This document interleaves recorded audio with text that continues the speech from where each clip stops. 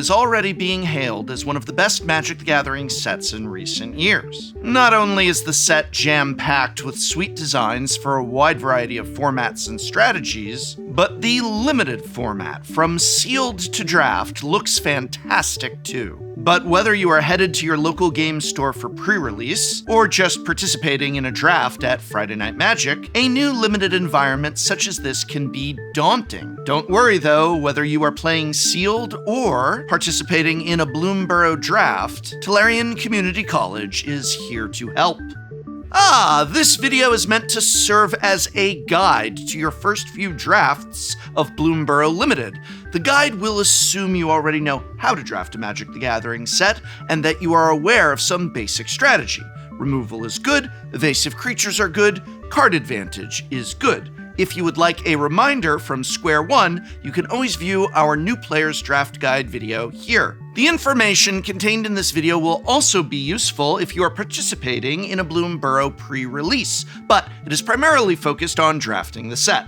That said, this video does not lay out a hard and fast set of rules, as Bloomburrow is a brand new set, and as of the recording of this video, no one outside of Wizards of the Coast has drafted it yet. However, by looking at each card in context with the set as a whole, you can develop a pretty good baseline understanding for what the format is all about. And so this video will serve to answer questions such as, what are the archetypes and keywords that you need to know in order to succeed in Bloomburrow Limited? Is this an aggressive format or a grindy one? High synergy or low? Can you easily draft a multicolor deck, or should you stick to a two-color pair? What are some of the best cards in the format, and how should you build around them if you are fortunate enough to open them? All those questions and more are what's in store, so let's take a look. But first, are you a fan of the artwork of Aaron Miller?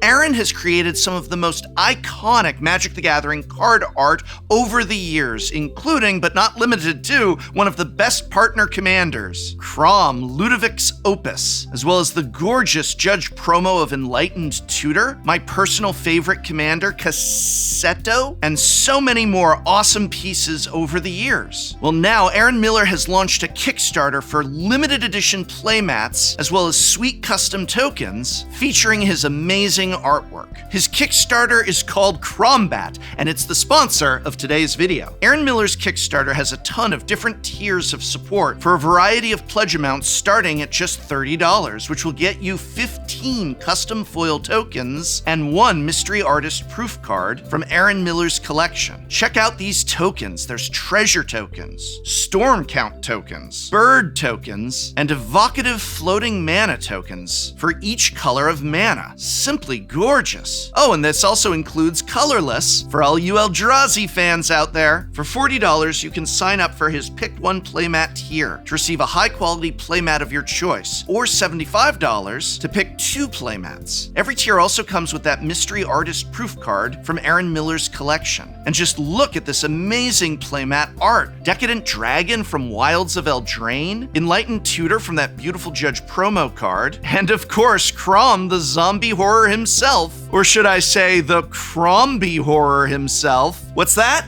No, I shouldn't say that? I'm gonna say it anyway. So sign up for Aaron Miller's Crombat Kickstarter today to support this exceptional artist and earn some sweet, beautifully crafted rewards. Links are in this video's description, and thank you Crombat and Aaron Miller for sponsoring this video. Keywords and mechanics. Let's begin by talking through the keywords of this set. Whether you're sitting down to draft at Friday Night Magic or you're just opening up 6 packs for pre-release sealed, you'll need to know what the cards you're looking at actually do. Not only is it important to understand how each keyword works, there are also some strategic quirks to each keyword that are useful to keep in mind as you draft or build your deck. Expend. Expend is a new mechanic in Bloomburrow found on red and green cards. The mechanic rewards you for spending a certain amount of mana in a single turn. In this set, all but one expend ability triggers at Expend 4. Expend is an example of the best kind of limited mechanic, one that rewards you for doing something you already should be doing. In the case of Expend, that thing you should already be doing is spending all of your mana every turn. You'll notice that the red-green pair has a lot of mana dorks and other cards that generate mana. These can help you expend 4 as early as turn 3. Forage. Forage is another new mechanic in Bloomburrow. Forage appears on green and black cards. To forage, you either must exile 3 cards from your graveyard or sacrifice a food. The nice thing about Forage is that every green or black deck will be capable of foraging at some point in the game, even if they're not a dedicated forage deck. Plenty of cards make food, and even if you don't have a food to sacrifice, the natural progression of the game will fill your graveyard with stuff to exile. That said, most forage cards are not very good if you don't forage with them, so do make sure to pick up some food generation or ways to mill yourself in draft. Forage is one of 2 graveyard synergy mechanics in the set. I'll talk about the other one in just a moment. Gift. Gift is one of 2 new Bloomburrow mechanics that are a variant of the kicker mechanic. With Gift, the kicker cost is a beneficial effect you may choose to promise your opponent as you cast the spell. If the spell resolves, the gift is given first. Then the rest of the card's effects happen. Gift cards come in all 5 colors, and the vast majority gift your opponent either a drawn card or a tapped 1/1 fish token. These 2 gifts in particular are very real costs, which is why the benefit gained from giving a gift is greater on average than what you'd gain from the average kicker cost in another set. Even so, you should be very cautious when giving your opponent a gift. Giving your opponent a tapped fish is something you should usually only do if the spell you're casting is allowing you to swing in for a massive attack, especially if that attack is lethal. There's a lot of recursive spells in this format with gift a card. If you believe the extra creature or other permanent you're returning with these spells is better than the average card your opponent can draw from their deck, you should gift them a card so that you can get your great card back. If you have a Jolly Gerbils in play, then you should feel confident giving a gift virtually every time you cast a gift spell, since drawing an additional card on top of the benefits from your gift giving more than makes up for the downside. Offspring. The second new iteration on Kicker is the Offspring mechanic. Offspring appears on creatures of all colors. It's an additional cost you can pay when you cast the spell. If you do, then when the creature enters play, you create a copy of that creature that's a 1/1 token. Keep in mind that the token has the same mana cost as the original creature. This is an extremely powerful ability in Limited. Many creatures in the set are still excellent as 1/1s, so getting to have 2 of them is certainly worth the extra cost you pay in order to cast them. You should almost always wait to cast your Offspring cards until you can afford to pay the Offspring cost. The exception to this is if you aren't certain you'll have the mana to cast the Offspring card on curve, or that you feel you can't afford to wait that long to cast your spell. The existence of Offspring also make cards that care about tokens a lot better in Bloomburrow than they would be in another set, either by buffing them or specifically removing them. Threshold. Threshold is a returning mechanic that buffs a permanent when you have 7 or more cards in your graveyard. In Bloomburrow, Threshold appears on blue and black cards. Because Threshold and Forage are both in the format, there's a lot of self-mill in the set. Keep in mind that while self-mill cards help enable both Forage and Threshold, the 2 mechanics are actually at odds with one another, as each time you exile 3 cards to Forage, you'll cut into your ability to reach Threshold. Lastly, we have Valiant. Valiant is a new mechanic appearing on red and white cards that's reminiscent of the Heroic mechanic originally from Theros Block. Unlike Heroic, Valiant only triggers once per turn, but because of that, you can expect to usually receive a better benefit from Valiant than you would from a similar Heroic card. Valiant also triggers off abilities, whereas Heroic just triggers off spells. Valiant makes any permanent that targets your creatures every turn for 0 mana significantly stronger than they otherwise would be. Keep in mind that you can also do things like ping your own 2+ toughness creature with Playful Shove in order to trigger Valiant. Archetypes. In any limited environment, it's critical to know what each of the color pairs is trying to do so that you can build a more cohesive deck. But in Bloomburrow, this is especially important as this is a strict 2-color set through and through.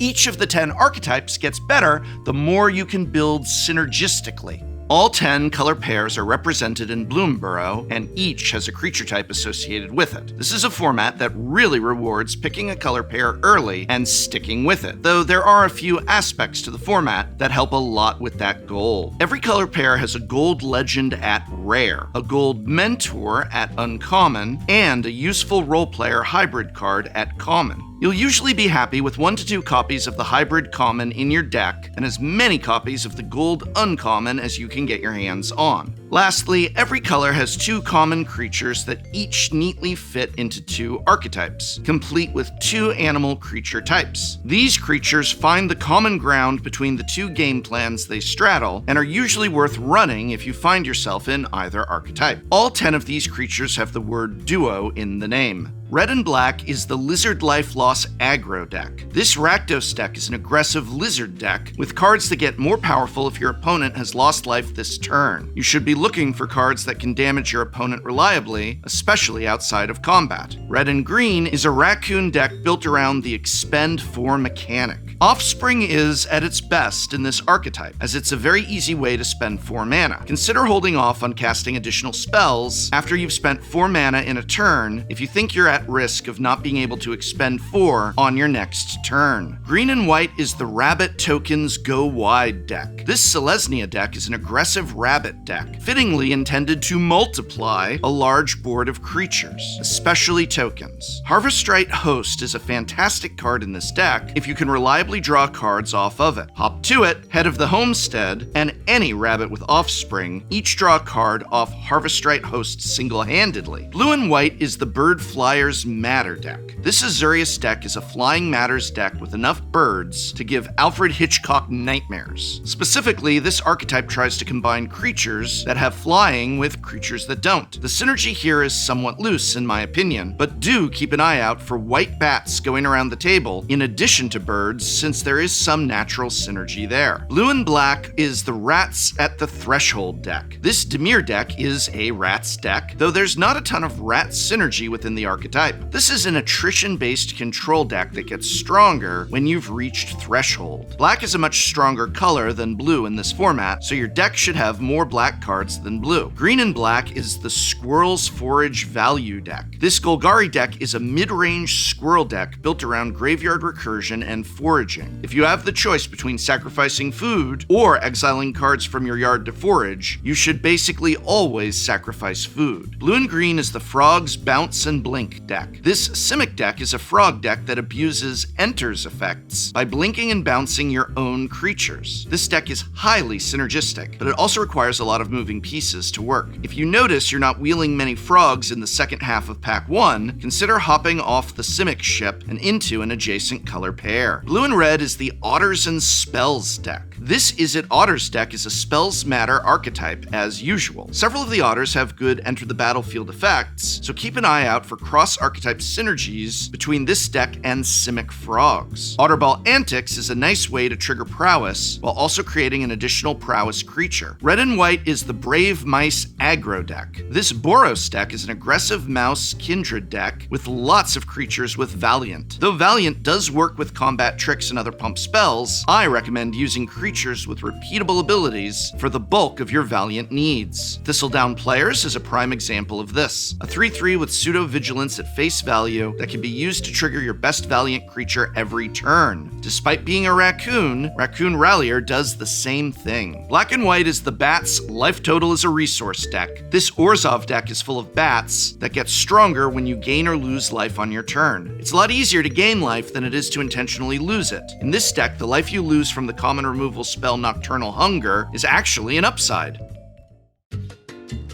Fixing. This format does not really encourage multicolor decks of 3 or more colors. There is no cycle of common duels. Uncharted Haven and Hidden Grotto are the only mana fixing lands at common. Therefore, you will usually be better served sticking to 2-color decks. The primary exception to this is that any base green deck can plan to lightly splash bomb rares and even high-quality removal thanks to the existence of the 2-mana 1/3 Rainbow Mana Dork, which is oftentimes going to be very available as it is a common. Heaped Harvest is another strong multicolor enabler that's especially good if you have a lot of ways to forage, since despite not being a token, it is still a food. Feed the Cycle, Curious Forager, and Treetop Sentries all look extremely impressive when the food you forage with is a Heaped Harvest. The Lay of the Land.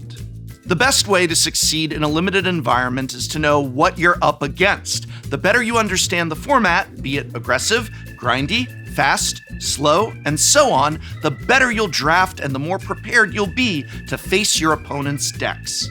I'd like to draw your attention to a specific uncommon in this set, Bright Blade Stoat. This Weasel Soldier is a 2/2 first striking lifelinker for 1 and a white. In most limited sets, this card could not exist. This combination of keywords makes life a nightmare for aggressive decks at any mana value. But on a 2-drop especially, there's no opportunity for an aggro player to get under the Stoat. Gavin Verhey has gone on record saying that natural first strike in particular is not a keyword they want in limited very often because of how good it is on defense. Bloomburrow has 2 uncommon 2-mana first strikers, the Stoat and Brazen Collector. The fact that the designers of this set were okay with these cards existing tells us something about this format, namely that the aggro decks in this format are likely powerful enough to not be invalidated by the prevalence of first strike blockers. Bottom line, this format is aggressive. There are a lot of cheap creatures. In fact, an absurd 13 of them are available at 1 mana. On the flip side, there are also a ton of good removal spells in all colors, but especially in black. If you're not playing an aggressive deck, you should plan on picking up a lot of these removal spells, as well as some cheap, sturdy blockers. Black is my pick for the best color in the set, followed by white. Try to draft a deck that touches on one of these 2 colors if you can for your first go-round. Blue looks like it might be the worst color, but as always, time will tell on that front.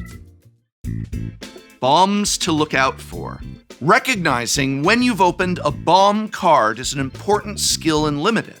Fortunately, all it takes to know whether you have a bomb is to know what the best bombs are before you open a pack. Most of the mythics in this set are at least playable, but the absolute best of the best are Maha, Dragonhawk, Season of Weaving, and Ral. These 4 cards do not ask you to build your deck in a certain way. The cards are just great in any deck that can cast them. Moving down to rare, Darkstar Augur is my pick for the best rare in the set. This card would be fantastic even if it didn't have Offspring, but the fact that it does and that its Offspring only costs 1 additional black mana is just absurd. Both bodies it makes are must-answer threats for your opponent. It's important to be mindful of your curve when you draft this card, since having 2 Augur triggers each turn can ding your life total very quickly. The plentiful life gain available in this set also helps offset the life loss. Anytime you can reveal a non-land off Augur, you'll trigger any bats you control that care about you losing life. Starfall Invocation is another extremely powerful rare. Wraths are always good and limited, but this one is even better than most Wraths. If you have a good creature in play, you should absolutely gift your opponent a card in exchange for keeping that creature in play. Fecund Greenshell is also a bananas card, and is also very straightforward to build around. You want to draft more creatures with bigger butts than fronts. First picking a gold card is less risky in Bloomburrow than other sets, since most decks are 2-color and the lanes are clearly defined. But the absolute best gold rares to first pick are Zorleen, Mabel, and Dreamdew Entrancer. Don't be afraid to target your own stuff with Dreamdew Entrancer if you have a weak creature you don't mind tapping down. There are several strong uncommons in Bloomburrow, including multiple Terminate variants. Hunter's Talent is one of my favorites, as it provides a ton of upside, in addition to being a reasonably costed removal spell. Driftgloom Coyote is probably the best white uncommon in the set that doesn't require any build-around to be good. Its solid stats means it can safely rumble in combat on many board states. This thing is at its best when it hits Offspring tokens in particular, since your opponent won't get them back even if they kill your Coyote. In addition to its removal, black has 2 of the best uncommon creatures in the set. Thoughtstalker Warlock is at its best in the Lizard deck, but should make the cut in any black deck you play. The card's ceiling is through the roof, but making them just discard a card of their choice isn't a bad fail case at all. Wix Patrol is another fantastic creature. In most cases, it will kill your opponent's biggest creature. Even if you don't have much in your graveyard when you cast it, it still mills 3 cards to go looking for a non-land card. Keep in mind that this is a format with a ton of blink and self-bounce. This card is one of the absolute best targets for those effects.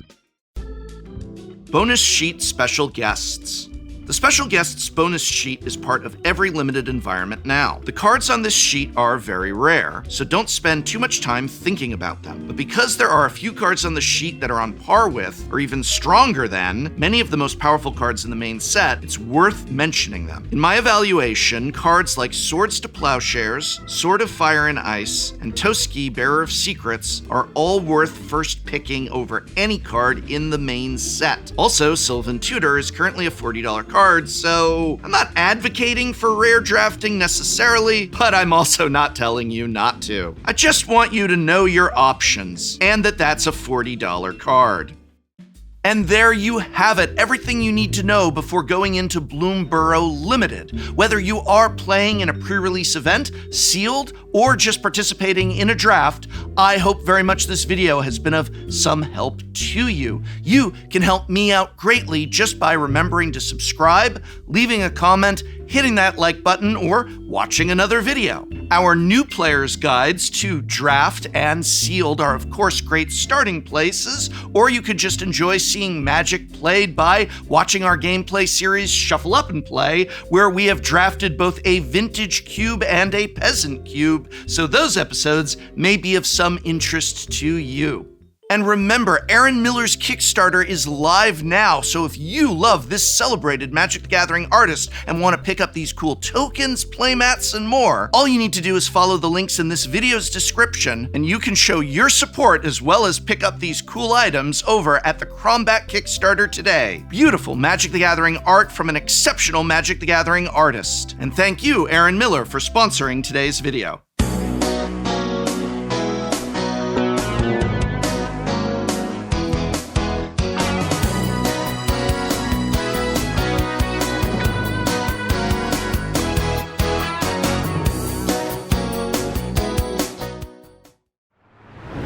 Next time on Shuffle Up and Play. Welcome to Shuffle Up and Play and our brand new set. Charlie, what do you think of my set? I think it came out super nice. You're more of an Aerith guy instead of a Tifa guy. That's pretty interesting. It's pretty telling. Hey, my name's Charlie, Moist Critical. I'm Boxy. I stream Magic on Twitch. It's me, Krim. You've seen me play on MTG Goldfish. So I don't play blue. I decided to put this card in, and apparently it's hated by the masses. Somebody called Grand Arbiter Augustine. You're a real scoundrel. You're a scumbag. You're a scumbag.